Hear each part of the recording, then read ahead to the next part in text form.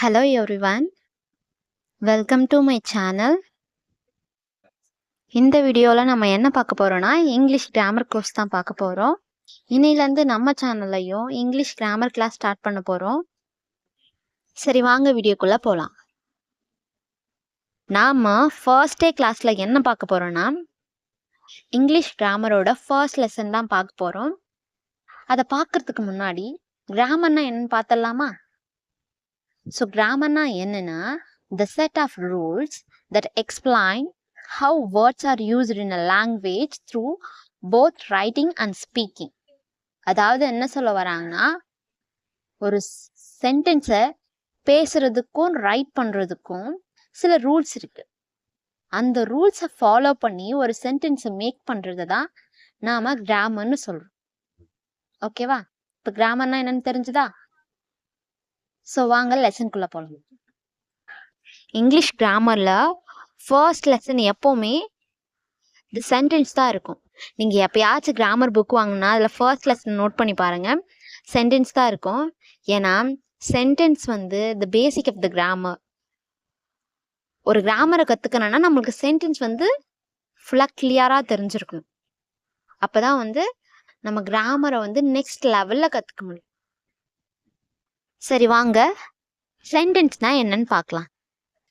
சரி சென்டென்ஸ்னா என்ன? நம்ம தமிழ்ல சென்டென்ஸ் என்னன்னு சொல்வோம்? ஒரு வாக்கியம்னு சொல்வோம். ஓகே, ஒரு நல்ல ஒரு தமிழ்ல சொல்லணும்னா சுற்றொடர் அப்படி சொல்லலாம். ஓகேவா? ஸோ அதை இங்கிலீஷ்ல எப்படி சொல்லலாம்னா a sentence is a group of words which makes complete sense. அதாவது group of words, நிறைய வார்த்தைகள் சேர்ந்ததை தான் ஒரு சென்டென்ஸ்னு சொல்றோம். நிறைய வார்த்தை சேர்ந்த எல்லாமே ஒரு சென்டென்ஸா ஆக முடியாது.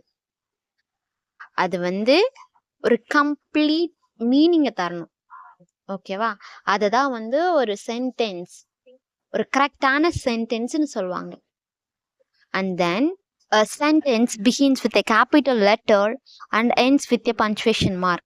ஒரு சென்டென்ஸ் வந்து எப்போ ஸ்டார்ட் ஆகும் போதும் கேபிட்டல் லெட்டரில் தான் ஸ்டார்ட் ஆகும் and ends with punctuation mark. முடியும் போது எப்போவுமே பஞ்சுவேஷன் மார்க் கொண்டு தான் முடியும். பஞ்சுவேஷன் மார்க்ஸ்னால் என்ன? லைக் ஃபுல் ஸ்டாப்பாக இருக்கலாம், அண்ட் தென் கொஸ்டின் மார்க்காக இருக்கலாம், அண்ட் எக்ஸ்க்ளமேஷன் மார்க்காக இருக்கலாம். ஓகேவா? இந்த மூணுத்தில் எதுனா ஒன்று வச்சு தான் ஒரு சென்டென்ஸ் வந்து முடியும்னு சொல்லிட்டாங்க. ஓகேவா? எக்ஸாம்பிள்ஸ் பார்க்கலாமா? ஒரு சென்டென்ஸ் எப்படி இருக்கக்கூடாதுன்னு பார்க்கலாம். Blue is sky. இது ஒரு சென்டென்ஸ் தான், பட் இதுல எந்த மீனிங்கும் கிடையாது. So this is not a correct sentence.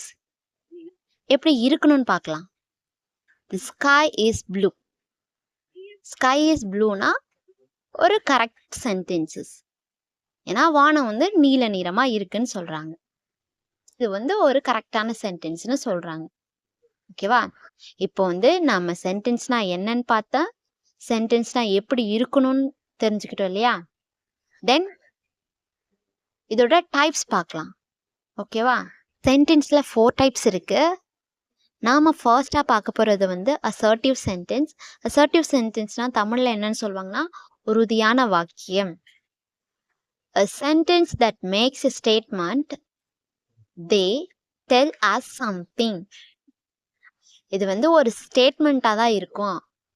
அதாவது ஒருத்தவங்க சொல்ற மாதிரி தான் இருக்கும். நார்மலான ஒரு சென்டென்ஸ் தான் இது.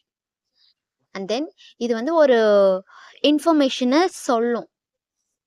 ஓகேவா?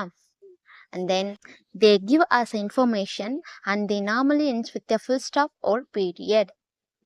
அசர்ட்டிவ் சென்டென்ஸ் எப்போவுமே நமக்கு ஒரு இன்ஃபர்மேஷனை சொல்லும் அண்ட் அந்த சென்டென்ஸ் எப்போவுமே ஃபுல் ஸ்டாப்பில் தான் முடியும். அசர்ட்டிவ் சென்டென்ஸோட வேர்ட் ஆர்டர் ஃபார்ம் எப்படி இருக்குன்னா சப்ஜெக்ட் ப்ளஸ் வேர்பாக தான் இருக்குன்னு சொல்கிறாங்க. For examples, he played football. அவன் ஃபுட்பால் விளையாடுனா. இது வந்து ஒரு ஸ்டேட்மெண்ட். அவங்க சொல்கிறாங்க, நார்மலாக சொல்கிறாங்க அவன் ஃபுட்பால் விளையாடினா அப்படின்னு. ஸோ இது நார்மல் சென்டென்ஸ் தான். And we watched TV last night. நாங்கள் நேற்று டிவி பார்த்தோம் அப்படின்னு சொல்கிறாங்க. ஸோ இதுவும் நார்மல் சென்டென்ஸ் தான் இல்லையா? And then I like coffee, எனக்கு காஃபி பிடிக்கும். இது ஒரு normal statement. And they live in a big house, அவங்க ஒரு பெரிய வீட்டில் வாழ்ந்தாங்கன்னு சொல்றாங்க. ஸோ இதுவும் ஒரு நார்மலான சென்டென்ஸ், அதாவது ஒரு ஸ்டேட்மெண்ட். ஓகேவா? இதெல்லாம் தான் அசர்ட்டிவ் சென்டென்ஸோட எக்ஸாம்பிள்ஸ். இப்போ உங்களுக்கு அசர்ட்டிவ் சென்டென்ஸ்னா என்னன்னு புரிஞ்சுதா? நெக்ஸ்ட் நம்ம பார்க்க போறது இன்ட்ராகேட்டிவ் சென்டென்ஸ். இன்ட்ராகேட்டிவ் சென்டென்ஸ்னா நம்ம தமிழ்ல என்னன்னு சொல்வோம்? வினா வாக்கியம். Sentence that ask a question, they ask something. இந்த சென்டென்ஸ் எப்படி இருக்குன்னா, நம்ம கிட்ட ஒரு கொஸ்டின் கேட்குற மாதிரி இருக்கும் அப்படின்னு சொல்றாங்க. And they want information and they always ends with a question mark. நம்ம கிட்ட வந்து ஒரு இன்ஃபர்மேஷனை கேட்குற மாதிரி இருக்கும் இந்த சென்டென்ஸு. அண்ட் இந்த சென்டென்ஸ் வந்து எப்போவுமே கொஸ்டின் மார்க்ஸ் கொண்டு தான் வந்து எண்ட் ஆகும் அப்படின்னு சொல்றாங்க. ஸோ இப்போ தெரிஞ்சுதா இன்ட்ராகேட்டிவ் சென்டென்ஸ்னா என்ன, அது எப்படி ஃபார்ம் ஆகியிருக்குன்னு சொல்லிட்டாங்களா? தென் இந்த இன்ட்ராகேட்டிவ் சென்டென்ஸோட வேர்ட் ஆர்டர் எப்படி இருக்குன்னா, WH word plus auxiliary plus subject plus verb, இந்த ஃபார்மேட்டில் தான் இந்த சென்டென்ஸ் வந்து ஃபார்ம் ஆகியிருக்குன்னு சொல்கிறாங்க. புரிஞ்சுதா? தென் எக்ஸாம்பிள்ஸ் பார்க்கலாமா? What do you want? உனக்கு என்ன வேணும்? Are you busy? நீ வேலையா இருக்கியா? Where do you live? நீ எங்க வசிக்கிற? Why did you go? நீ ஏன் போற? ஸோ இந்த மாதிரி கொஸ்டின் கேட்குற சென்டென்ஸ் எல்லாம் நம்ம என்ன சென்டென்ஸ் சொல்வோம்னா இன்ட்ராகேட்டிவ் சென்டென்சஸ். ஸோ இப்போ இன்ட்ராகேட்டிவ் சென்டென்ஸ்னா என்னன்னு புரிஞ்சுதா? நெக்ஸ்ட் நாம பார்க்க போறது இம்பேரேட்டிவ் சென்டென்ஸ். இதை வந்து தமிழ்ல என்னன்னு சொல்லுவாங்கன்னா கட்டளை வாக்கியம்னு சொல்லுவாங்க. Sentence that expresses commands, request and advice. இதுல என்ன சொல்றாங்கன்னா, ஒரு சென்டென்ஸ் வந்து ஒரு விஷயத்த நீ பண்ணிதான் ஆகணும், செஞ்சுதான் ஆகணும்னு அட்வைஸ் பண்ற மாதிரியோ இல்ல ரெக்வெஸ்ட் பண்ற மாதிரியோ சொல்ற ஒரு சென்டென்ஸ் தான் நம்ம வந்து இம்பேரேட்டிவ் சென்டென்சஸ்ன்னு சொல்லுவோம். தென் they tell us to do something and they end with your full stop or exclamation mark. அதாவது இந்த சென்டென்ஸ் வந்து நம்மள வந்து ஒரு செயலை வந்து செய்ய சொல்லும். அண்ட் தென் இந்த சென்டென்ஸ் முடியும் போது வந்து full stop or exclamation marks கொண்டு தான் முடியும் அப்படின்னு சொல்லியிருக்காங்க. இம்பேரேட்டிவ் சென்டென்ஸோட யூஷுவல் வேர்ட் ஆர்டர் ஃபார்ம் வந்து எப்படின்னா பேஸ் வேர்ப் தான். there is no subject because the subject is understood it is you. ஓகேவா? இதில் வந்து சப்ஜெக்ட் இருக்காது, அது வந்து நீங்க சொல்ற மாதிரி தான் இருக்கும். ஸோ சப்ஜெக்ட் வந்து யூவா தான் இருப்பீங்க. ஓகேவா? எக்ஸாம்பிள்ஸ் பார்த்தீங்கன்னா அட்டெண்ட் த மீட்டிங், நீங்க வந்து மீட்டிங்கை அட்டென்ட் பண்ணுங்க அப்படின்னு சொல்றாங்க இல்லையா? And then do not stop, நிறுத்தாத. அப்புறம் ஆர்டர் பண்ற மாதிரி சொல்றாங்க, நிறுத்தாத அப்படின்னு சொல்றாங்க இல்லையா? And then give her coffee, give her coffee, அவளுக்கு காஃபி கொடு, ஒரு ரெக்வெஸ்ட் பண்ணி சொல்றாங்க. ப்ளீஸ் ஹெல்ப் மீ, எனக்கு உதவி செய்யி. ப்ளீஸ் ஹெல்ப் மீ, எனக்கு உதவி செய்யன்னு சொல்றாங்க. ஸோ இது வந்து ஒரு ரெக்வெஸ்ட். ஸோ இந்த சென்டென்ஸ்லாம் என்னன்னு சொல்லுவோம்னா இம்பேரேட்டிவ் சென்டென்சஸ்ன்னு சொல்லுவோம். ஓகேவா? இப்போ புரிஞ்சுதா இம்பேரேட்டிவ் சென்டென்ஸ்னா என்னன்னு புரிஞ்சுதுல? நெக்ஸ்ட் நம்ம பார்க்க போறது எக்ஸ்கிளமேட்டிவ் சென்டென்ஸ். தமிழ்ல சொல்லணும்னா வியப்பு வாக்கியம். A sentence that expresses strong emotions and surprise. இந்த சென்டென்ஸ் வந்து என்ன சொல்லணும்னா ஒரு ஸ்ட்ராங் எமோஷன்ஸ், ஒரு ஸ்ட்ராங்கான எமோஷன்ஸை வந்து எக்ஸ்பிரஸ் பண்ணும் அப்படின்னு சொல்றாங்க. And they always ends with an exclamation mark. இந்த சென்டென்ஸ் எப்பவுமே ஒரு எக்ஸ்கிளமேஷன் மார்க்ஸை கொண்டு தான் முடியும் அப்படின்னு சொல்லியிருக்காங்க. ஓகேவா?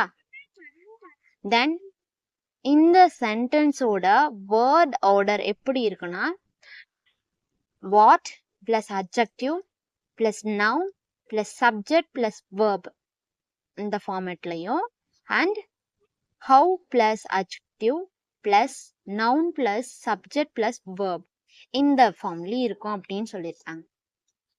Examples or what a liar he is, அவன் எவ்வளோ பெரிய பொய்க்காரன். How exciting the movie was, இந்த மூவி எவ்வளோ நல்லா இருந்துச்சு. ஹோ வாட் எ பிட்டி, ஐயோ பாவம். யூ ஆர் அமேசிங், நீங்கள் அற்புதமாக செய்தீர்கள். இப்படிலாம் சொல்லுவேன் இல்லையா? இந்த சென்டென்ஸ்லாம் எக்ஸ்க்ளமேட்டிவ் சென்டென்ஸ்க்கு வந்து எக்ஸாம்பிள்ஸ். இன்னையோட கிளாஸ் இதோட முடிஞ்சது. இன்னைக்கு கிளாஸ்ல நம்ம என்னென்னலாம் பார்த்தோம்னா, சென்டென்ஸ்னா என்ன, சென்டென்ஸ் எப்படி ஃபார்ம் ஆகுது, அண்ட் அதோட டைப்ஸ் அண்ட் எக்ஸாம்பிள்ஸ் எல்லாம் பார்த்தோம். ஸோ உங்களுக்கு புரிஞ்சிருக்கும்னு நினைக்கிறேன். ஸோ நாளைக்கு இதே மாதிரி ஒரு இன்ட்ரெஸ்டிங்கான டாப்பிக்கோட நான் உங்களை சந்திக்கிறேன். பாய் பாய். தேங்க்ஸ் ஃபார் வாட்சிங். இந்த வீடியோ உங்களுக்கு பிடிச்சிருந்துச்சுன்னா மறக்காமல் லைக் பண்ணுங்கள், ஷேர் பண்ணுங்கள். அண்ட் இந்த வீடியோவில் ஏதாச்சும் டவுட்ஸ் அண்ட் கொஸ்டின்ஸ் இருந்துச்சுன்னா மறக்காமல் கமெண்ட் பாக்ஸில் டெக்ஸ்ட் பண்ணுங்கள். அதே மாதிரி இந்த மாதிரி நிறைய வீடியோஸ் உங்களுக்கு வேணும்னா நம்ம சேனலை மறக்காமல் சப்ஸ்கிரைப் பண்ணி வச்சுக்கோங்க. பாய் பாய்.